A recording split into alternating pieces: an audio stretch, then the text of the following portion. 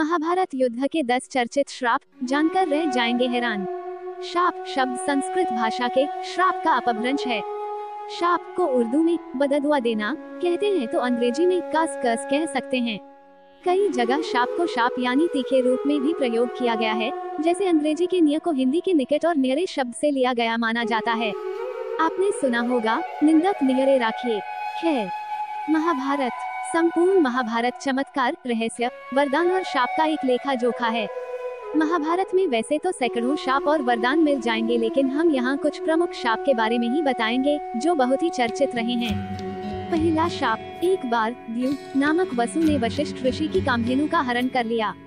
इससे वशिष्ठ ऋषि ने द्यू से कहा कि ऐसा काम तो मनुष्य करते हैं, इसलिए तुम 8 वसु मनुष्य हो जाओ।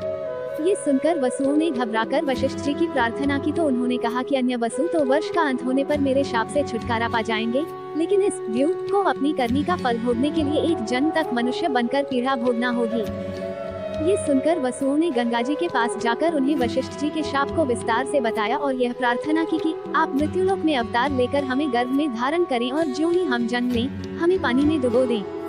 इस तरह हम जल्दी से सभी मुक्त हो जाएंगे। गंगा माता ने स्वीकार कर लिया और वे युक्तिपूर्वक शांतनु राजा की पत्नी बन गईं और शांतनु से वचन भी ले लिया। शांतनु से गंगा के गर्भ में पहले जो 7 पुत्र पैदा हुए थे उन्हें उत्पन्न होते ही गंगा जी ने पानी में डुबो दिया, जिससे 7 वसु तो मुक्त हो गए, लेकिन 8वें में शांतनु ने गंगा को रोककर इसका कारण जानना चाहा। गंगा जी ने राजा की बात मानकर वसुओं को वशिष्ठ के शाप का सब हाल कह सुनाया। राजा ने उस 8वें पुत्र को डुबोने नहीं दिया और इस वचनहंता के कारण गंगा 8वें पुत्र को सौंपकर अंतर्ध्यान हो गयी। यही बालक द्यू नामक वसु था। यही बालक आगे चलकर भीष्म कहलाया। दूसरा शाप, अम्बा का शाप। सत्यवती के गर्भ से महाराज शांतनु को चित्रांगद और विचित्रवीर्य नाम के 2 पुत्र हुए। शांतनु की मृत्यु के बाद चित्रांगद राजा बनाए गए, किंतु गंधर्वों के साथ युद्ध में उनकी मृत्यु हो गई। तब विचित्रवीर्य बालक ही थे। फिर भी भीष्म विचित्रवीर्य को सिंहासन पर बैठाकर खुद राजकार्य देखने लगे। विचित्रवीर्य की युवा होने पर भीष्म ने बलपूर्वक काशीराज की 3 पुत्रियों का हरण कर लिया और वे उसका विवाह विचित्रवीर्य से करना चाहते थे, क्योंकि भीष्म चाहते थे कि किसी भी तरह अपने पिता शांतनु का कुल बढ़े। लेकिन बाद में बड़ी राजकुमारी अम्बा को छोड़ दिया गया, क्योंकि वह शाल्वराज को चाहती थी, लेकिन शाल्वराज के पास जाने के बाद अम्बा को शाल्वराज ने स्वीकार करने से मना कर दिया। अम्बा के लिए ये दुखदायी स्थिति हो चली थी। अम्बा ने अपनी इस दुर्दशा का कारण भीष्म को समझकर उनकी शिकायत परशुराम जी से की। परशुराम जी ने अन्याय के खिलाफ लड़ने की ठानी। परशुराम जी ने भीष्म से कहा कि तुमने अम्बा का बलपूर्वक अपहरण किया है, अतः अब तुम्हें इससे विवाह करना होगा, अन्यथा मुझसे युद्ध के लिए तैयार हो जाओ। भीष्म और परशुराम जी का 21 दिनों तक भयंकर युद्ध हुआ। अंत में ऋषियों ने परशुराम को सारी व्यथा कथा और ब्रह्मचर्य के प्रण की बात सुनाई और भीष्म की स्थिति से भी उनको अवगत कराया। तब कहीं परशुराम जी ने ही युद्ध विराम किया। बाद में अम्बा ने बहुत ही द्रवित होकर भीष्म को कहा कि तुमने मेरा जीवन बर्बाद कर दिया और अब मुझसे विवाह करने से भी मना कर रहे हो। मैं निस्सहाय स्त्री हूँ और तुम शक्तिशाली। तुमने अपनी शक्ति का दुरुपयोग किया। मैं तुम्हारा कुछ भी नहीं बिगाड़ सकती, लेकिन मैं पुरुष के रूप दोबारा जन्म लूंगी और तब तुम्हारे अंत का कारण बनूंगी। गौरतलब है कि यही अम्बा प्राण त्याग कर शिखंडी के रूप में जन्म लेती है और भीष्म की मृत्यु का कारण बन जाती है। तीसरा शाप, पांडु को दिया ऋषि ने शाप। भीष्म की प्रतिज्ञा के बाद कुरुवंश का इतिहास बदल गया। महाभारत के अनुसार पांडु अंबालिका और ऋषि वेदव्यास के पुत्र थे। वे पांडवों के धर्मपिता और धृतराष्ट्र के छोटे भाई थे। धृतराष्ट्र के अंधे होने के कारण पांडु को हस्तिनापुर का शासक बनाया गया। एक बार राजा पांडु अपनी दोनों रानियों कुंती और माद्री के साथ आखेट कर रहे थे कि तभी उन्होंने मृग होने के भ्रम में बाण चला दिया, जो एक ऋषि को जाकर लगा। उस समय वह ऋषि अपनी पत्नी के साथ सहवास कर रहे थे और उसी अवस्था में उन्हें बाण लग गया, इसलिए उन्होंने पांडु को श्राप दे दिया कि जिस अवस्था में उनकी मृत्यु हो रही है, उसी प्रकार जब भी पांडु अपनी पत्नियों के साथ सहवासरत होंगे तो उनकी भी मृत्यु हो जाएगी। उस समय पांडु की कोई संतान नहीं थी। अब उनके लिए ये संकट की बात हो गई थी। जब उन्होंने यह बात कुंती को बताई तो कुंती ने उन्हें ऋषि दुर्वासा द्वारा उनको मिले वरदान की बात कही। इस वरदान से कुंती किसी भी देवता का आवाहन कर उन्हें बुलाकर उनके साथ नियोग कर सकती थी। विवाह पूर्व उन्होंने सूर्यदेव का आवाहन किया था, जिसके चलते कर्ण का जन्म हुआ था, लेकिन कुंती ने लोक लज्जा के कारण उसे नदी में बहा दिया था। खैर, पांडु मान गए तब कुंती ने एक एक कर कई देवताओं का आवाहन किया। इस प्रकार माद्री ने भी देवताओं का आवाहन किया। तब कुंती को 3 और माद्री को 2 पुत्र प्राप्त हुए, जिनमें युधिष्ठिर सबसे ज्येष्ठ थे। कुंती के अन्य पुत्र थे भीम और अर्जुन तथा माद्री के पुत्र थे नकुल व सहदेव। कुंती ने धर्मराज, वायु एवं इंद्र देवता का आवाहन किया था तो माद्री ने अश्विन कुमारों का। एक दिन वर्षा ऋतु का समय था और पांडु और माद्री वन में विहार कर रहे थे। उस समय पांडु अपने काम वेग पर नियंत्रण न रख सके और माद्री के साथ सहवास करने को उतावले हो गए और तब ऋषि का श्राप महाराज पांडु की मृत्यु के रूप में फलित हुआ। माद्री पांडु की मृत्यु बर्दाश्त नहीं कर सकी और उनके साथ सती हो गई। ये देखकर पुत्रों के पालन पोषण का भार अब कुंती पर आ गया था। उसने अपने मायके जाने के बजाय हस्तिनापुर का रुख किया। हस्तिनापुर में रहने वाले ऋषि मुनि सभी पांडवों को राजा पांडु का पुत्र मानते थे तो वे सभी मिलकर पांडवों को राजमहल छोड़कर आ गए। कुंती के कहने पर सभी ने पांडवों को पांडु का पुत्र मान लिया और उनका स्वागत किया। राजमहल में कुंती का सामना गांधारी से भी हुआ। कुंती वसुदेव जी की बहन और भगवान श्री कृष्ण की बुआ थी, तो गांधारी गंधार नरेश की पुत्री और राजा धृतराष्ट्र की पत्नी थी। चौथा शाप, कर्ण को मिला शाप। उस काल में द्रोणाचार्य, परशुराम और वेदव्यास को ही ब्रह्मास्त्र चलाना और किसी के द्वारा ब्रह्मास्त्र का प्रयोग किए जाने पर उसे असफल कर देना याद था। उन्होंने यह विद्या अपने कुछ खास शिष्यों को ही प्रदान की थी। उसमें भी किस तरह ब्रह्मास्त्र को असफल करना, ये कम ही शिष्यों को याद था। जब द्रोणाचार्य ने कर्ण के सूत पुत्र होने को जानकर ब्रह्मास्त्र विद्या सिखाने से इनकार कर दिया, तब वे परशुराम के पास पहुंच गए। परशुराम ने प्रण लिया था कि वे इस विद्या को किसी ब्राह्मण को ही सिखाएंगे, क्योंकि इस विद्या के दुरुपयोग का खतरा बढ़ गया था। उस काल में तापस, कुशाग्र, विनम्र, ब्रह्मज्ञाता और विद्यावान लोगों को ही ब्राह्मण कहा जाता था। कर्ण ये सीखना चाहता था तो उसने परशुराम के पास पहुंचकर खुद को ब्राह्मण का पुत्र बताया और उनसे यह विद्या सीख ली। परशुराम ने ब्रह्मास्त्र के अलावा कर्ण को अन्य सभी अस्त्र शस्त्रों की शिक्षा दी थी। फिर एक दिन जंगल में कहीं जाते हुए परशुराम जी को थकान महसूस हुई। उन्होंने कर्ण से कहा कि वे थोड़ी देर सोना चाहते हैं। कर्ण ने उनका सिर अपनी गोद में रख लिया। परशुराम गहरी नींद में सो गए। तभी कहीं से एक कीड़ा आया और वह कर्ण की जांघ पर डंक मारने लगा। कर्ण की जांघ पर घाव हो गया, लेकिन परशुराम की नींद खुल जाने के भय से वह चुपचाप बैठा रहा। घाव से खून बहने लगा। बहते खून ने जब परशुराम को छुआ तो उनकी नींद खुल गई। उन्होंने कर्ण से पूछा कि तुमने उस कीड़े को हटाया क्यों नहीं? कर्ण ने कहा कि आपकी नींद टूटने का डर था इसलिए। परशुराम ने कहा कि किसी ब्राह्मण में इतनी सहनशीलता नहीं हो सकती है। तुम जरूर कोई क्षत्रिय हो, सच सच बताओ। तब कर्ण ने सच बता दिया। क्रोधित परशुराम ने कर्ण को उसी समय शाप दिया कि तुमने मुझसे जो भी विद्या सीखी है वो झूठ बोलकर सीखी है, इसलिए जब भी तुम्हें इस विद्या की सबसे ज्यादा आवश्यकता होगी तभी तुम इसे भूल जाओगे। कोई भी दिव्यास्त्र का उपयोग नहीं कर पाओगे। पांचवा शाप, अर्जुन को मिला शाप। अर्जुन सशरीर इंद्र सभा में गया तो उसके स्वागत में उर्वशी, ब्रह्मा आदि अप्सराओं ने नृत्य किए। अर्जुन के रूप सौंदर्य पर मोहित हो उर्वशी उसके निवास स्थान पर गई और प्रणय निवेदन किया। साथ ही इसमें कोई दोष नहीं लगता, इसके पक्ष में अनेक दलीलें भी दी, किंतु अर्जुन ने अपने दृढ़ इंद्रिय संयम का परिचय देते हुए कहा, यथा कुंती च माद्री च शची चैव ममान्धाई तथा च वंशजन्नी त्वं हि मेद्या गरियसि गच्छ मूर्धना प्रपन्नोस्मि पादो ते वरवर्णिनि त्वं हि मे मातृवत् पूज्या रक्षोहम पुत्रवत् त्वया। अर्थात मेरी दृष्टि में कुंती, माद्री और शची का जो स्थान है वही तुम्हारा भी है। तुम पुरु वंश की जननी होने के कारण आज मेरे लिए परम गुरु स्वरूप हो। हे वरवर्णिनि, मैं तुम्हारे चरणों में मस्तक रखकर तुम्हारी शरण में आया हूँ। तुम लौट जाओ। मेरी दृष्टि में तुम माता के समान पूजनीय हो और पुत्र के समान मानकर तुम्हें मेरी रक्षा करनी चाहिए। महाभारत वन पर्वणि इंद्रलोकाभिगमन पर्व 46.46.47। उर्वशी अपने कामुक प्रदर्शन और तर्क देकर अपनी काम वासना तृप्त करने में असफल रही तो क्रोधित होकर उसने अर्जुन को 1 वर्ष तक नपुंसक होने का शाप दे दिया। अर्जुन ने उर्वशी से शापित होना स्वीकार किया, परंतु संयम नहीं तोड़ा। जब ये बात उनके पिता इंद्र को पता चली तो उन्होंने अर्जुन से कहा, हे पुत्र, तुमने तो अपने इंद्रिय संयम द्वारा ऋषियों को भी पराजित कर दिया। तुम जैसे पुत्र को पाकर कुंती वास्तव में श्रेष्ठ पुत्र वाली है। उर्वशी का शाप तुम्हें वरदान रूप सिद्ध होगा। भूतल पर वनवास के 13वें वर्ष में तुम्हें अज्ञातवास करना पड़ेगा, उस समय ये सहायक होगा। उसके बाद तुम अपना पुरुषत्व फिर से प्राप्त कर लोगे। इस शाप के चलते अज्ञातवास के समय अर्जुन ने विराट के महल में नर्तक वेश में रहकर विराट की राजकुमारी को संगीत और नृत्य विद्या सिखाई थी। तत्पश्चात वे शाप मुक्त हो गए थे। छठा शाप, श्री कृष्ण वंश के नाश का शाप। धर्म के विरुद्ध आचरण करने के दुष्परिणाम स्वरूप अंत में दुर्योधन आदि मारे गए और कौरव वंश का विनाश हो गया। महाभारत युद्ध के पश्चात सांत्वना देने के उद्देश्य से भगवान श्री कृष्ण गांधारी के पास गए। गांधारी अपने 100 पुत्रों की मृत्यु के शोक में अत्यंत व्याकुल थी। भगवान श्री कृष्ण को देखते ही गांधारी ने क्रोधित होकर उन्हें शाप दिया कि तुम्हारे कारण जिस प्रकार से मेरे 100 पुत्रों का नाश हुआ है, उसी प्रकार तुम्हारे वंश का भी आपस में एक दूसरे को मारने के कारण नाश हो जाएगा। भगवान श्री कृष्ण ने गांधारी से कहा, देवी, मैं आपके दुख को समझ सकता हूँ। यदि मेरे वंश के नाश से तुम्हें आत्मशांति मिलती है तो ऐसा ही होगा।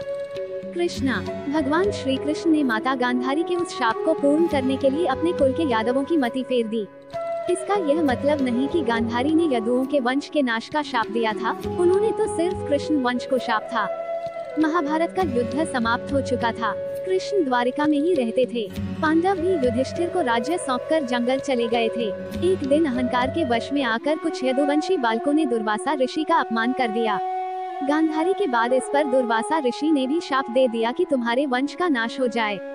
उनके शाप के प्रभाव से कृष्ण के सभी यदुवंशी भयभीत हो गए।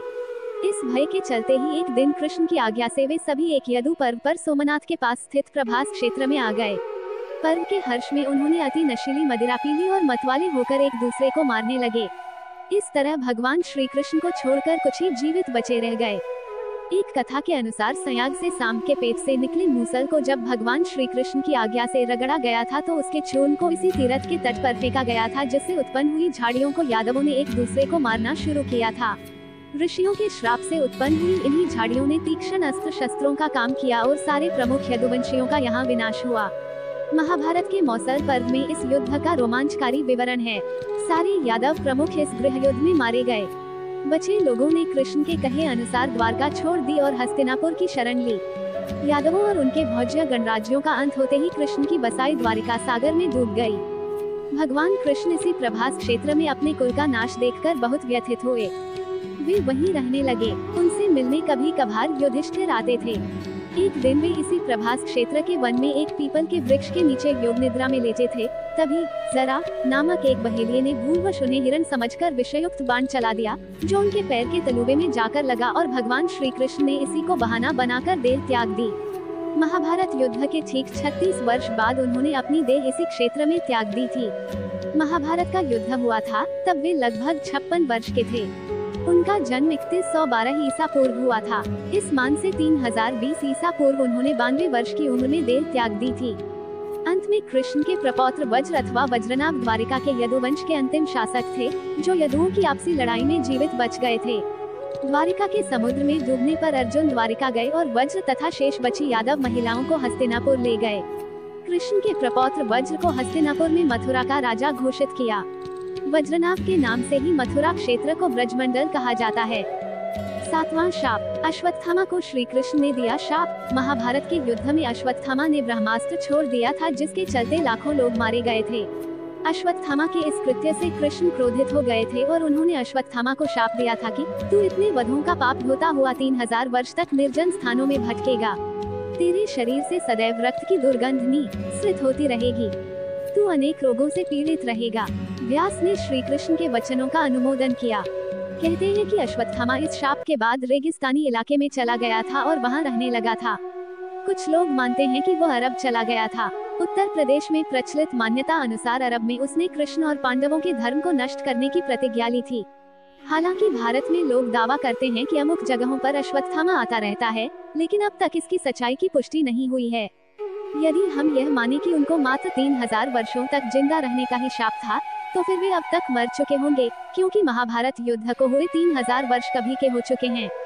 लेकिन यदि उनको कलिकाल के अंत तक भटकने का शाप दिया गया था तो। 8वां शाप, दुर्योधन को मिला शाप। एक बार वेदव्यास ने धृतराष्ट्र से मिलकर कहा कि महर्षि मैत्रेय यहाँ आ रहे हैं। वे पांडवों से मिलकर अब आप लोगों से मिलना चाहते हैं।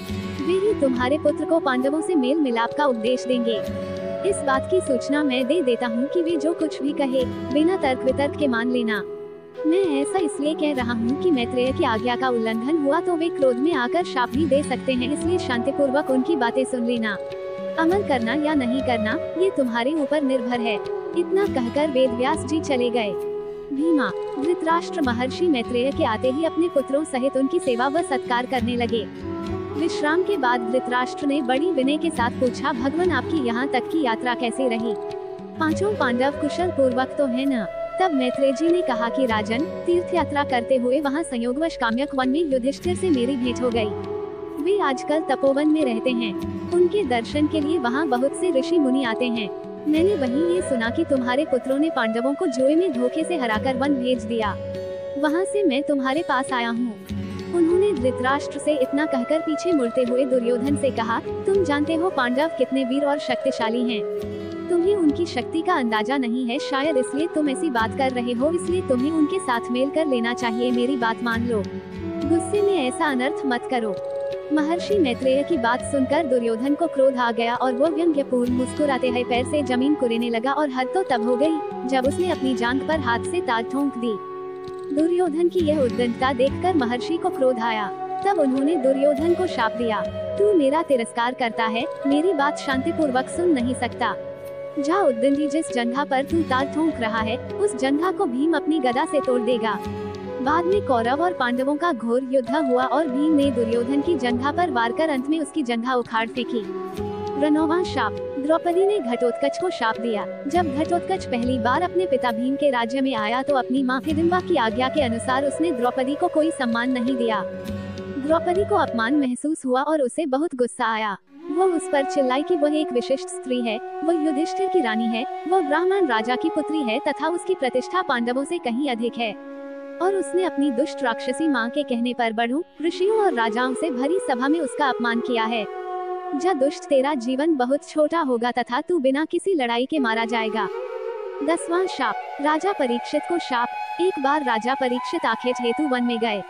वन्य पशुओं के पीछे दौड़ने के कारण वे प्यास से व्याकुल हो गए तथा जलाशय की खोज में इधर उधर घूमते घूमते वे शमीक ऋषि के आश्रम में पहुंच गए। वहां पर शमीक ऋषि नेत्र बंद किए हुए ब्रह्म ध्यान में लीन बैठे थे। राजा परीक्षित ने उनसे जल मांगा किंतु ध्यानमग्न होने के कारण शमीक ऋषि ने कुछ भी उत्तर नहीं दिया। सिर पर स्वर्ण मुकुट पर निवास करते हुए कलयुग के प्रभाव से राजा परीक्षित को प्रतीत हुआ कि यह ऋषि ध्यानस्थ होने का ढूंढ कर मेरा अपमान कर रहा है। उन्हें ऋषि पर बहुत क्रोध आया। उन्होंने अपने अपमान का बदला लेने के उद्देश्य से पास ही पड़े हुए एक मृत सर्प को अपने धनुष की नोक से उठाकर ऋषि के गले में डाल दिया और अपने नगर वापस आ गए। शमीक ऋषि जब ध्यान साधना से जागृत हुए तो उन्होंने अपने गले में पड़े मृत सर्प को देखा।